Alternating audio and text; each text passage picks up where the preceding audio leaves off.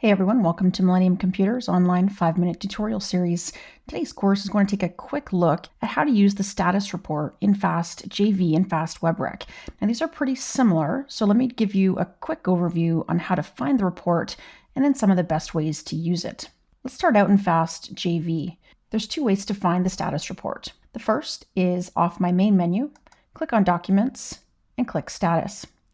My preference is always to use my Quick Launch for anything pertaining to those features in FastJV or FastWebRec that I need quick and easy access to.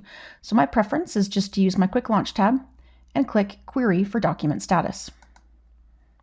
Now this is going to take me to a pretty standard filter options page. It allows me to query by a variety of different parameters. So now if I'm looking for a specific document number, just go ahead and key that in here. If I want to look for a particular JV type, we can go ahead and add in an auto-reversing, recurring, or single type JV here. I could also query for my list of favorites, JVs that have been canceled, or JVs that have been posted. Depending on what you're looking for, go ahead and add a couple criteria and then execute that report. Let me give you a quick overview of what we're actually looking at. First of all, I want to point out on the far left-hand side is my document ID number. That just gives me a quick shortcut or hyperlink back to that original document. It's not where I go to make edits, it's just a view-only record. I can also tag any of these documents as favorites. If I tag them as favorites by just clicking on the star to turn it from gray to yellow, it allows me to really quickly and easily query for those the next time I run this report. I can search for only my favorites, either in FastWebRec or in FastJV. I can also obviously download the JV document to PDF. And if you notice a little red asterisk next to a paperclip, it means there are additional documents, supporting documents that have been attached to this document that I can take a look at. If there's no red asterisk, it means there's nothing there to look at. If I see a little reverse icon, this would allow me to reverse this document. The rules for reversal mean it's been posted to my ERP as a single non-recurring document. And at this point, if I'd like to go in and reverse those debits and credits, I can click on the reverse button. If the item has already been reversed, you'll see a little information bubble.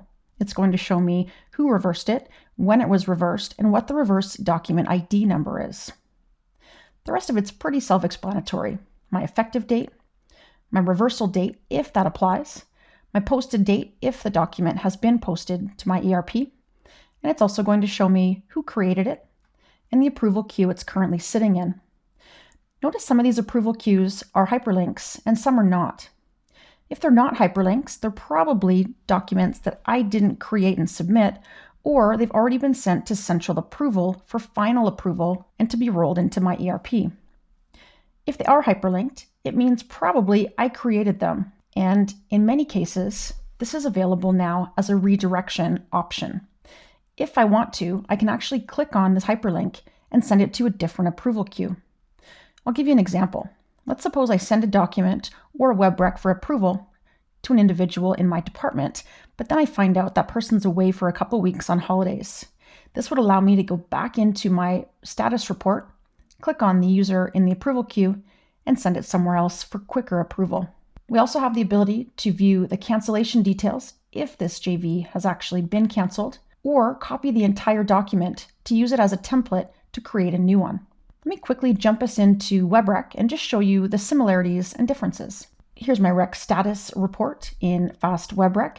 I can still tag them as favorites just by clicking on the gray star and turning it yellow. I can still view any document notes or any document attachments that have been uploaded. And by clicking on the paperclip, it's actually going to open the documents and allow me to choose which one I'd like to review as a PDF, or in this case also an Excel. I can review the required date that's been submitted on the requisition.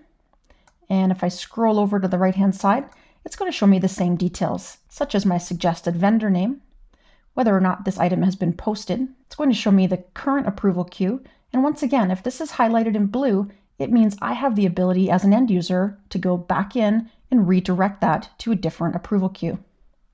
On the far right-hand side, you'll also notice I can copy these documents to create a template or a new one based on the existing criteria, and I can see my commodity total on the right-hand side. As with any report, you can always click on your plus more button, click on Advanced Options, and it gives you a behind-the-scenes view at this report. I can display or disable any of the columns in this report. I can also move them around if I'd like to. I can apply grouping functions wherever available. And of course, I can sort any of these columns in either ascending or descending order. When you've made your changes, go ahead and re-execute that report. You can also save your reports as pinned reports if that's a report you're going to need to run on a regular basis. I hope this has been a helpful introduction to the requisition and document status report in FastWebRec and FastJV. Thanks for joining us, and we will see you again for the next tutorial. Thanks for joining us for today's video. I hope it was helpful, and please be sure to stay tuned for new video content as it's released. And as always, please email me your suggestions for new video content at training@mcsl.com.